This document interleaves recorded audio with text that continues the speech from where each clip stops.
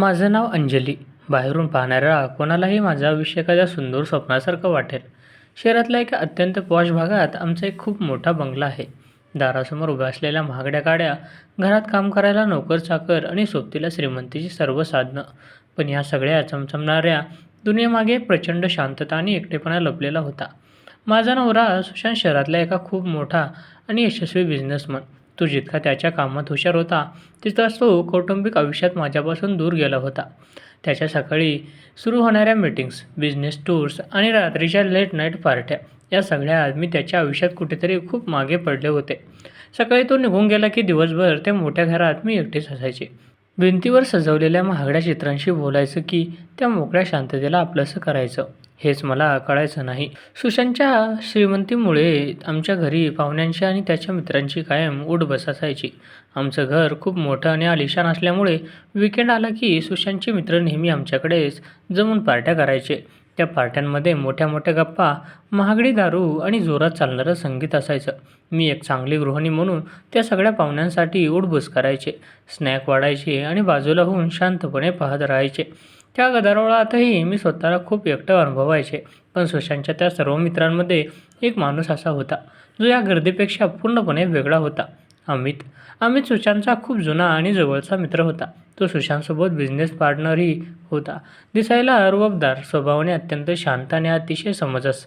पार्ट्यांमध्ये जेव्हा सगळेजण आपापल्या धुंदीत असायचे, सुशांत तेव्हा दारूच्या नशेत स्वतःच्या बिझनेसच्या गप्पा मारण्यात गुंग असायचा. तेव्हा अमितचं लक्ष मात्र माझ्याकडे असायचं.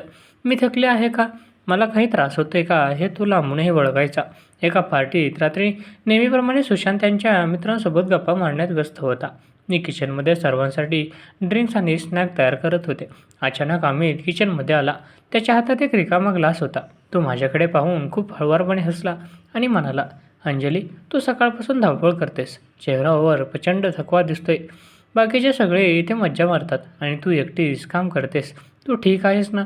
त्याचे हे साधे पण प्रेमाने भरलेले शब्द ऐकून माझ्या कळशात काहीतरी हललं. गेल्या अनेक वर्षात सुशांतने कधी माझ्यासाठी असं प्रेमाने पाहून ठीक आहेस ना असं विचारलं नव्हतं. मी थोडी सावरत म्हणाले, नाही अमित, काही नाही. सवय झाली आहे आता. आणि सुशांतचे मित्र आले म्हणजे मला हे सर्व करावंच लागणार ना. अमितने माझ्याकडे एकटक पाहिलं. त्याच्या डोळ्यात मला सहानुभूती आणि एक वेगळीच आपुलकी दिसली. तो म्हणाला, तुझी सवय झाली आहे हीच तर खरी शोकांतिका आहे अंजली. सुशांत खूप सुदैवी आहे की त्याला तुझ्यासारखी साथ मिळाली. पण मला कधी-कधी वाटतं तो तुझ्या भावनांची आणि तुझी अजिबात किंमत करत नाही. अमितचे हे शब्द थेट माझ्या मनाला जाऊन भिडले. कारण ते पूर्णपणे सत्य होतं. मी काहीच बोलू शकले नाही. फक्त मान खाली घालून उभे राहिले. अमितने हळूच माझा हात हातात घेतला आणि थोडा दाबला. त्या स्पर्शाने एक विचित्र ऊब होती. एक असा स्पर्श ज्याची मला नकळत खूप वर्षांपासून भूक होती. काहीही लागलं किंवा कधीही मोकळेपणाने बोलावंसं वाटलं तर लक्षात ठेव, मी नेहमी तुझा चांगला मित्र म्हणून इथे आहे. अमित अत्यंत मऊ आवाजात म्हणाला आणि ग्लास ठेवून बाहेर निघून गेला. त्या रात्रीनंतर माझं मन शांत राहीनासं झालं. अमितचा तो काळजीवाहू स्वभाव, त्याची ती बोलण्याची पद्धत आणि माझ्या पाठीशी उभे राहण्याचे ते शब्द माझ्या मनात घर करून बसले. मी सुशांतची पत्नी होते. एका चांगल्या घराण्यातली स्त्री होते. त्यामुळे मी स्वतःच्या भावनांवर नियंत्रण ठेवण्याचा खूप प्रयत्न केला. मी स्वतःला वारंवार वजात होते की अमित हा माझ्या नवऱ्याचा मित्र आहे आणि मी अशा मर्यादा ओलांडू शकत नाही. पण मन हे मन असतं. जेव्हा तुम्हाला एका मोठ्या घरात प्रचंड एकटेपणा गिळायला येत असतो, तेव्हा कोणतरी दिलेली छोटीशी सहानुभूती ही खूप मोठी वाटू लागते. हळूहळू अमितचं आमच्या घरी येणं-जाणं अधिकच वाढलं. सुशांत घरी नसतानाही तो कधीकधी बिझनेसच्या कागदपत्रांच्या निमित्ताने यायचा. त्याच्याशी होणाऱ्या त्या छोट्या-छोट्या गप्पा, त्याचा माझ्याकडे पाहण्याचा जो विशेष दृष्टिकोन, या सगळ्यांमुळे माझ्या मनात अमितबद्दल एक सुप्त पण तीव्र आकर्षण निर्माण होऊ लागलं होतं. मला अजिबात कल्पना नव्हती की या आकर्षणाच्या आणि एकटेपणाच्या आड अमितच्या मनात एक खूप मोठा कट शिजत होता आणि येणारा काळ माझ्या संपूर्ण आयुष्याला एका वादळात लोटणार होता. दिवस हळूहळू पुढे जात होते, पण माझ्या मनातील घालमेल वाढू लागली होती. अमितबद्दल वाटणारं आकर्षण आणि सुशांतसोबतच्या नात्यातील पोकळी, या दोघांमध्ये मी रोज स्वतःशी युद्ध लढत होते. पण त्या दिवशी असं काही घडणार होतं ज्याची मी स्वप्नातही कल्पना केली नव्हती. तो शनिवारचा दिवस होता. नेहमीप्रमाणे सुशांतने घरीच एक छोटीशी पार्टी ठेवली होती. पण यावेळेस पार्टीत जास्त लोक नव्हते. फक्त सुशांत आणि आम्ही दोघेच होते. संध्याकाळपासूनच दोघांनी हॉलमध्ये बसून ड्रिंक्स घ्यायला सुरुवात केली. सुशांत बिझनेसच्या काही नवीन डील्सबद्दल खूप खुश होता आणि त्या उत्साहात तो नेहमीपेक्षा जास्त पिऊ लागला होता. मी किचनमध्ये त्यांच्यासाठी स्नॅक बनवत होते. मध्येच टेबलवर प्लेट्स ठेवायला हॉलमध्ये गेले. तेव्हा मी पाहिलं अमित सुशांतच्या ग्लासमध्ये सतत भरत होता. कम ऑन सुशांत, आज तुझ्या एवढ्या मोठ्या प्रोजेक्टची डील फायनल झाली आहे. एक पॅक तर अजूनच बनतोच. अमित सुशांतला आग्रह करत म्हणाला. सुशांत आधीच नशेत होता, पण अमितच्या आग्रहाखातर तो एकोपाठ एक पॅक घालत गेला.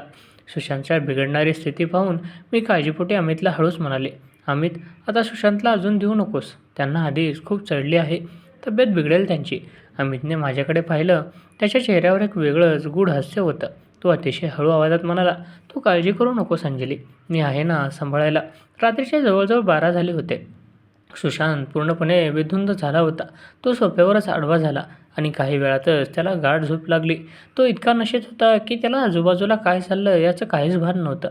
अमितने सुशांतला सावरून उठवलं. त्याचा हात आपल्या खांद्यावर घेतला आणि त्याला बेडरूममध्ये नेऊन बेडवर झोपवलं. मी सुशांतच्या पायातले शूज काढले आणि त्याच्या अंगावर पांघरून घातलं. तो अजिबात हालचाल करण्याच्या स्थितीत नव्हता. आम्ही दोघे बेडरूमच्या बाहेर आलो. हॉलमध्ये पूर्ण शांतता पसरली होती. मी सुटकेचा श्वास घेतला आणि अमितकडे पाहून म्हणाले, थँक्यू अमित, तू होतास म्हणून बरं झालं. सुशांतने आज खूपच अति केली. मला एकटीला यांना सांभाळणं कठीण गेलं असतं. अमित काही बोलला नाही. तो फक्त माझ्याकडे पाहत राहिला. त्याच्या डोळ्यात नेहमी दिसणारी ती साधी सहानुभूती आज नव्हती. तिथे एक वेगळीच तीव्र चमक आणि एक विचित्र आवेश दिसत होता. तो हळूहळू माझ्या दिशेने पाऊल टाकू लागला. अमित, काय करतोयस तू? मी थोडी घाबरून मागे सरकले, पण तो थांबला नाही. तो अगदी माझ्याजवळ आला. माझ्या आणि त्याच्यामध्ये अगदी कमीच अंतर उरलं होतं. माझ्या छातीची धडधड प्रचंड वाढली होती. अंजली, त्याचा आवाज खूप खोल आणि थरथरणारा होता. सुशांतचा नवरा आहे, पण तो तुझ्या लायक नाही. तो या श्रीमंतीच्या आणि दारूच्या धुंदीत एवढा आंधळा झालाय की त्याला तुझ्यासारखी सुंदर आणि संवेदनशील स्त्री काहीच पडलेली नाही. तू त्याच्यासोबत सुखी नाहीस हे मला चांगलं ठाऊक आहे. त्याच्या या शब्दांनी माझ्या मनातील सुप्त भावनांना जागं केलं. वर्षानुवर्ष सुशांतकडून मिळालेला दुर्लक्ष आणि अमितकडून मिळणारी काळजी या सगळ्याची सरमिसळ झाली होती. अमितने हळूच माझा हात धरला. त्याच्या हाताचा स्पर्श खूप उष्ण होता. अंजली, आजची रात्र फक्त आपल्या दोघांची आहे. मला तुझी काळजी घ्यायची आहे, जी सुशांत कधीच घेऊ शकला नाही. माझ्या मनात एक भयंकर द्वंद्व सुरू होता. एक मन सांगत होतं की हे चुकीचं आहे. मी एका माणसाची पत्नी आहे. मर्यादा ओलांडणं पाप आहे. पण दुसरं मन जे वर्षानुवर्ष प्रेमासाठी, स्पर्शासाठी आणि आपुलकीसाठी भुकेलं होतं, ते अमितच्या त्या हळुवार बोलण्यापुढे कमजोर पडत होतं. अमितने मला जवळ ओढलं. त्या रात्री अमित माझ्यासोबत बेडरूमच्या बाहेर लिव्हिंग एरियामध्येच थांबला. त्याच्या सहवासात, त्याच्या मिठीत मला एक असा भावनिक आधार वाटला, ज्याची मी कित्येक वर्षांपासून वाट पाहत होते. त्याने मला त्या रात्री असा एक भावनिक आणि अत्यंत जवळकीचा अनुभव दिला, ज्याने माझं मन पूर्णपणे ढवळून निघाले. पण मी रात्र जशी संपत आली, तसतशी माझ्या मनात एक वेगळ्याच भीतीची आणि गुन्ह्याची जाणीव जागा होऊ लागली. शेजारच्या खोलीत माझा नवरा बेधुंद झोपलेला होता आणि इथे बाहेर मी त्याच्या मित्राच्या इतक्या जवळ आले होते. सकाळच्या कोवळ्या प्रकाशात जेव्हा अमितने माझ्याकडे पाहिलं, तेव्हा मला वाटलं की हे आपल्या नात्याची नवी सुरुवात आहे. पण मला कुठे माहीत होतं की ही रात्र माझ्या आयुष्यातील एका मोठ्या कारणास्तनाची फक्त सुरुवात होती. सकाळचे कोवळे ऊन खिडकीतून आत येत होते. माझी नजर उघडली तेव्हा डोक्यात विचारांचे प्रचंड काहूर माजले होते. काल रात्री जे काही घडले ते आठवून माझी मान लाजेने आणि पश्चात्तापाने खाली झुकत होती. मी एका बाजूला सुशांतच्या विश्वासाचा झालेला चुराडा पाहत होते, तर दुसऱ्या बाजूला अमितबद्दल वाटणाऱ्या भावनिक आकर्षणाच्या जाळात अडकले होते. मी घाईघाईने उठले. लिव्हिंग एरियात पाहिले तर अमित निघून गेला होता. टेबलवर फक्त दारूचे रिकामे ग्लास आणि काल रात्रीच्या खुणा उरल्या होत्या. काही वेळाने सुशांत बेडरूममधून बाहेर आला. त्याचे डोके प्रचंड दुखत होते. तो कपाळाला हात लावून सोफ्यावर बसला आणि म्हणाला, अरे बापरे, काल काय झालं काहीच आठवत नाही आहे मला. अमितने खूपच पाजले यार मला. मी कधी झोपलो, काय झालं काहीच भान नाही आहे. सुशांतचे हे शब्द ऐकून माझ्या छातीत धडधड वाढली. त्याला खरंच काल रात्रीच्या कोणत्याच गोष्टीची कल्पना नव्हती. मी त्याला गप्पपणे चहा आणून दिला, पण माझे हात थरथरत होते. सुशांत माझ्याकडे नेहमीसारखाच दुर्लक्ष करून चहा पिऊन ऑफिसच्या कामात व्यस्त झाला. दिवसभर माझ्या मनात कालच्या रात्रीचे प्रसंग गिरट्या घालत होते. मला स्वतःचाच राग येत होता. अमितने मला दिलेला तो भावनिक आधार मला हवाहवासा वाटत होता, पण हा मार्ग चुकीचा होता. मला अमितशी बोलावं लागणार होतं. या सगळ्याच इथेच पूर्णविराम द्यावा लागणार होता. 2 दिवसानंतर सुशांत एका तातडीच्या कामासाठी शहराबाहेर गेला. घर पूर्णपणे शांत होतं. दुपारी अचानक घराची बेल वाजली. मी दरवाजा उघडला तर समोर अमित उभा होता. त्याच्या हातात काही फायली होत्या. त्याला पाहताच माझ्या हृदयाची गती वाढली. मी त्याला आत घेतले आणि दार बंद केले. "अमित, तू इथे?" "सुशांत कामासाठी बाहेर गेला आहे." मी थोडे अडखळत म्हणाले. अमितने खिडकीचे पडदे सरकवले आणि सोफ्यावर टेकून बसला. तो अत्यंत सहजपणे हसला आणि म्हणाला, "मला माहीत आहे अंजली, सुशांत बाहेर गेला आहे. म्हणूनच तर मी आलोय. तुझ्याशी बोलायचं होतं." मी त्याच्यासमोर उभे राहिले आणि धाडस एकवटून म्हणाले, "अमित, काल रात्री जे काही घडलं ते खूप चुकीचं होतं. मी एका क्षणाच्या मोहात आणि भावनिक प्रवाहात वाहत होते. पण आपण हे असं पुढे चालू ठेवू शकत नाही. मी सुशांतची पत्नी आहे. कृपया तू पुन्हा असं काही करण्याचा प्रयत्न करू नकोस." माझे हे शब्द ऐकून अमितच्या चेहऱ्यावरचा तो हळुवारपणा एका क्षणात गायब झाला. त्याच्या जागी एक क्रूर आणि मुश्किल हास्य उमटले. तो सोफ्यावरून उठला आणि हळूहळू माझ्याकडे येऊ लागला.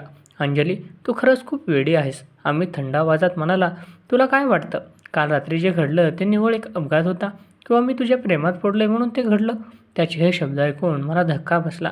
मी चक्रावून त्याच्याकडे पाहिले. "म्हणजे तुला काय म्हणायचंय?" मी विचारले. अमित माझ्या अगदी जवळ आला आणि माझ्या डोळ्यात डोळे घालून म्हणाला, "अगं वेडे, सुशांतला काल मी मुद्दामून प्रमाणाबाहेर दारू पाजली होती. त्याला पूर्णपणे बेधुंद करून सोफ्यावर पाडणं हा माझ्या प्लॅनचाच एक भाग होता. मला त्याला असं असहाय्य करायचं होतं जेणेकरून मी तुझ्याजवळ येऊ शकेन." माझ्या पायाखालची जमीन सरकली. माझ्या तोंडून शब्दच बाहेर पडत नव्हते. "तू तू हे काय बोलतोयस अमित?" अमित मोठ्याने हसला. "सुशांतने बिझनेसमध्ये मला कायम दुय्यम दर्जा दिला. सर्व क्रेडिट तो स्वतः घ्यायचा आणि सर्व श्रीमंतीचा उपभोग तो एकटा घ्यायचा. मला त्याचा बदला घ्यायचा होता. मला त्याच्या आयुष्यातील सर्वात महत्त्वाची गोष्ट म्हणजे तुला त्याच्यापासून हिरावून घ्यायचं होतं. तुला भावनिकदृष्ट्या कमजोर करून सुशांतविरुद्ध भडकवून मला त्याच्या संसाराची राखरांगोळी करायची होती." अमितचे हे शब्द म्हणजे माझ्या तोंडावर मारलेली एक चपकारच होती. ज्या माणसाला मी माझा खरा हितचिंतक समजत होते, त्याच्या स्पर्शात मला भावनिक ऊब वाटत होती. तो माणूस प्रत्यक्षात माझ्या आणि माझ्या नवऱ्याच्या आयुष्याचा खेळखंडोबा करायला निघालेला एक कपटी शत्रू होता. "तू एक नीच माणूस आहेस अमित. निघून जा इथून." मी ओरडले.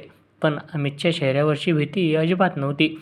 तो अत्यंत घमंडीपणे म्हणाला, "मी तर जाईनच अंजली. पण लक्षात ठेव, काल रात्री जे घडलं त्याचा पुरावा आणि सुशांतच्या माझ्यावर असलेला आंधळा विश्वास या दोन्ही गोष्टी माझ्या हातात आहेत. तू जर माझं ऐकलं नाहीस तर मी सुशांतला अशा प्रकारे गोष्टी सांगेन की तो तुझ्यावर कधीच विश्वास ठेवणार नाही." अमित मला धमकी देऊन तिथून निघून गेला आणि मी त्या मोठ्या घरात पूर्णपणे सुन्न होऊन जमिनीवर कोसळले. मला माझ्या बावळटपणाची आणि अमितच्या कारणास्थानाची पूर्ण जाणीव झाली होती. आता माझ्यासमोर एकच मार्ग उरला होता, सत्याचा सामना करणे. अमित घरातून निघून गेल्यानंतर मी कितीतरी वेळ त्या थंड जमिनीवर सुन्न होऊन बसले राहिले. डोळ्यातून अश्रू थांबत नव्हते. ज्या माणसाला मी माझा भावनिक आधार समजले होते, तो प्रत्यक्षात माझ्या संसारावर उठलेला एक राक्षस होता. त्याने माझ्या एकटेपणाचा, माझ्या भावडेपणाचा इतका भयंकर फायदा घेतला होता. माझ्या मनात विचारांचे मोठे वादळ उठले होते. मी काय करू? शांत राहू की अमितच्या ब्लॅकमेलिंगची बळी पडू? तर सुशांतला काहीच सांगितले नाही तर अमित हळूहळू सुशांतचा बिझनेस, आपले आयुष्य पूर्णपणे उद्ध्वस्त करून टाकेल. पण जर मी सुशांतला सर्व काही सांगितले तर तो माझ्यावर विश्वास ठेवेल का? तो मला घरातून हाकलून तर देणार नाही ना? रात्रभर मी जागीच होते. शेवटी मी एक निर्णय घेतला. अमितच्या धमक्यांना घाबरून जगण्यापेक्षा सत्याचा सामना केलेला केव्हाही चांगला. पण त्याचा परिणाम काहीही असो.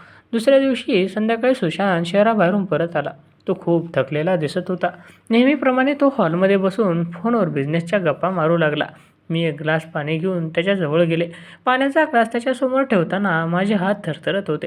"सुशांत, मला तुझ्याशी खूप महत्त्वाचं बोलायचं आहे." मी अत्यंत गंभीर आवाजात म्हणाले. सुशांतने फोन बाजूला ठेवला आणि माझ्याकडे पाहिले. माझ्या चेहऱ्यावरचे भाव पाहून त्याला काहीतरी भयंकर घडल्याची जाणीव झाली. "काय झालं अंजली? तू एवढी घाबरले का दिसतेस? तब्येत तर ठीक आहे ना तुझी?" त्याने काळजीने विचारले. मी डोळे मिटले, एक मोठा श्वास घेतला आणि रडत-रडत सर्व काही सांगायला सुरुवात केली. मी त्याला अमितच्या मनात सुशांतबद्दल असलेला द्वेष, त्या शनिवारी अमितने त्याला मुद्दाम जास्त दारू पाजून बेधुंद केल्याचा प्रसंग आणि त्यानंतर माझ्या एकटेपणाचा फायदा घेऊन अमितने माझ्याशी साधलेली जवळीक, सर्व काही प्रामाणिकपणे सांगितले. मी माझ्या हातून झालेली भावनिक चुकीची पूर्ण कबुली दिली. "सुशांत, मी चुकले. तुझ्या एकटेपणामुळे मी अमितच्या गोड बोलण्याचा भुलले. पण अमित तुझ्यावर प्रेम करत नाही. तो तुझा मित्र नाही. तो तुझा बिझनेस आणि आपला संसार उद्ध्वस्त करायला निघाला आहे." मी सुशांतचे पाय धरून रडत म्हणाले. सुशांत काही वेळ पूर्णपणे सुन्न झाला. त्याच्या चेहऱ्यावरचे भाव क्षणाक्षणाला बदलत होते. आधी आघात, मग राग आणि शेवटी एक प्रचंड पश्चाताप. तो सोफ्यावरून उठला आणि खिडकीजवळ उभा राहिला. घरात काही मिनिटे स्मशान शांतता पसरली होती. मला वाटले की सुशांत आता मला सोडून निघून जायला सांगेल, पण काही वेळाने सुशांत मागे फिरला. त्याच्या डोळ्यात अश्रू होते. तो माझ्याजवळ आला आणि त्याने मला उठवून मिठीत घेतले. "नाही अंजली, यात तुझी एकटीची चूक नाहीये," सुशांत तुटलेल्या आवाजात म्हणाला. "चूक माझी होती. श्रीमंती आणि बिझनेसच्या मागे पळताना मी तुला या मोठ्या घरात अगदी एकटं पाडलं. तुझ्या भावनांचा, तुझ्या अस्तित्वाचा मी कधीच विचार केला नाही. मी तुला एवढा वेळ दिलाच नाही की तू माझ्याशी मन मोकळं करू शकशील. म्हणूनच त्यांनीच अमितला आपल्या आयुष्याचा खेळ खेळण्याची संधी मिळाली." अशा सुशांतच्या या शब्दांनी माझ्या मनावरचा खूप मोठा भार हलका झाला. दुसऱ्या दिवशी सुशांतने अमितला बिझनेसच्या ऑफिसमध्ये बोलावून घेतले. सुशांतने अमितच्या तोंडावर सर्व पुरावे आणि बिझनेसच्या कागदपत्रे फेकून मारले. "अमित, मी तुला भाऊ मानलं होतं," सुशांत ठाम आणि कठोर आवाजात म्हणाला. "पण तू माझ्या पाठीत खंजीर खुपसलंस. माझ्या पत्नीच्या एकटेपणाचा फायदा घेऊन तू आमच्या नात्यात विष घालवायचा प्रयत्न केलास. आजच्या आज, या क्षणी तू माझ्या बिझनेस आणि माझ्या आयुष्यातून निघून जा. पुन्हा जर तू माझ्या कुटुंबाच्या आसपासही दिसलास तर मी तुला कायदेशीररित्या पूर्णपणे उद्ध्वस्त करेन." अमितचा प्लॅन सपशेल फसला होता. त्याचा खरा चेहरा उघडा पडल्यामुळे त्याला मानाखाली घालून तिथून निघून जावं लागले. त्या वादळानंतर आमच्या आयुष्यात एक नवीन सकाळ उगवली. सुशांतने त्याच्या कामाच्या वेळा बदलल्या. त्याने बिझनेसपेक्षा माझ्यासोबत वेळ घालवायला सुरुवात केली. आम्ही एकत्र फिरायला जाऊ लागलो. एकमेकांशी मनमोकळ्या गप्पा मारू लागलो. त्या एका घटनेने माझ्या संसाराला एक भयंकर धक्का दिला होता. पण त्याच घटनेने मला आणि सुशांतला एकमेकांच्या किती जवळ आणले याची जाणीव करून दिली. अमितच्या कपटाच्या जाळ्यातून मी बाहेर पडले होते आणि माझ्या एकाकी आयुष्याला आता प्रेमाची आणि विश्वासाची एक नवी, मजबूत दिशा मिळाली होती.